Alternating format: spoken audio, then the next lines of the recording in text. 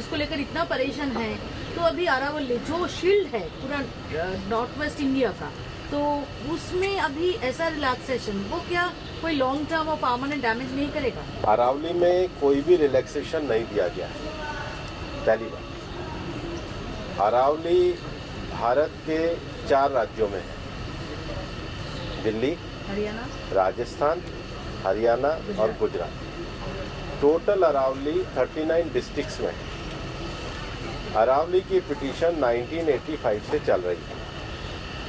इस पिटीशन में चलने के बाद अरावली में माइनिंग के स्ट्रिक्ट नियम होने चाहिए, इसके हम भी पूरी तरीके से समर्थन करते हैं।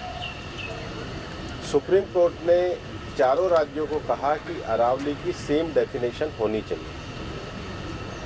सेम डेफिनेशन में 100 मीटर को, जो कि 1968 का जो जियोलॉजी का स्टडी है रिचर्ड मॉर्फी, उसके कारण है। कुछ यूट्यूब चैनल ने और कुछ लोगों ने एक कंफ्यूजन खड़ा कर दिया कि 100 मीटर का अर्थ होगा टॉप के 100 मीटर। ऐसा नहीं है।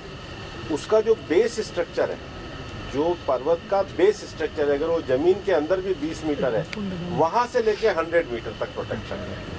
तो जो 100 मीटर का प्रोटेक्शन है, जो लोगों ने कंफ्यूजन करा है कि मतलब ऊपर का 100 मीटर है, नीचे खुदाई कर सकेंगे, वो नहीं है। मैं आपको फिर क्लियर कर रहा हूँ।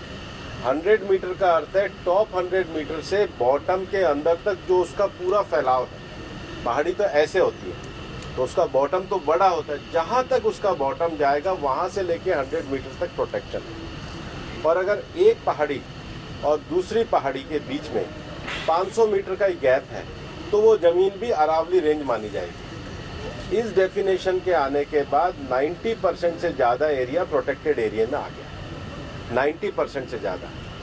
मेरा ये स्टेटमेंट लिख लीजिए, टोटल अरावली का एरिया 1,47,000 स्क्वायर किलोमीटर है। इसके बाद केवल अभी की जो मेरे पास 39 डिस्ट्रिक्ट है, केवल 217 किलोमीटर, मतलब 2% में ही माइनिंग हो सकती है, और वो भी हर तरीके से नहीं हो सकती। उसके लिए भी सुप्रीम कोर्ट ने डायरेक्शन दिया है कि आपने जैसे सारंडा और झारखंड में एक पूरा पहले माइनिंग प्लान बनाया है, वो प्लान तैयार करिए।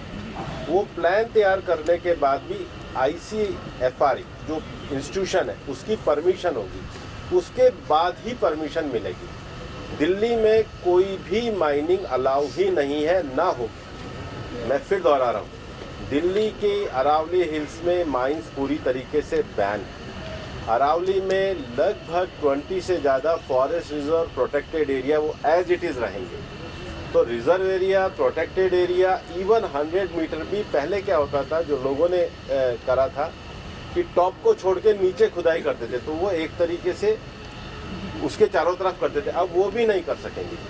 तो मुझे लगता है सुप्रीम कोर्ट ने जो निर्णय दिया है, ministry of environment, survey of India, geological survey of India, और जियोलॉजिकल सर्वे ऑफ इंडिया में जो इंटरनेशनल स्टैंडर्ड है रिचर्ड मॉर्फी, उसको दिया है। उसके बाद भी मामला सुप्रीम कोर्ट में है। हम पूरी तरीके से सहयोग करने के लिए तैयार हैं। पिछले 2 साल से लगातार स्वयं प्रधानमंत्री जी ने अरावली में वृक्षारोपण किया है।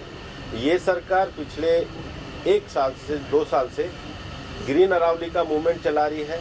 मैंने खुद ने पिछले दिनों उदयपुर में सारे DFOs की, मतलब चारों जिलों के 39 DFO की मीटिंग करी है। हम हर डिस्ट्रिक्ट में अरावली की नेटिव स्पीशीज़ का एक नर्सरी लगा रहे हैं। हम ग्रीन अरावली के लिए प्रतिबद्ध हैं। ये एक झूठ फैलाया जा रहा है। और सबसे बड़ी बात है कि ये जो रिपोर्ट है, ये 2006 से राजस्थान में ऑलरेडी लागू है। इसमें कुछ भी एडिशन नहीं किया गया, बल्कि अरावली के टॉप से लेके और ज़मीन तक, मतलब ज़मीन से पूरा ऊपर 100 जो स्ट्रक्चर है, वो सारा प्रोटेक्टेड की श्रेणी में आता है। सर, मैं ask you one more question. Sir, जैसे टाइगर, उसका तो कोई बाउंड्री नहीं है, उसका कोई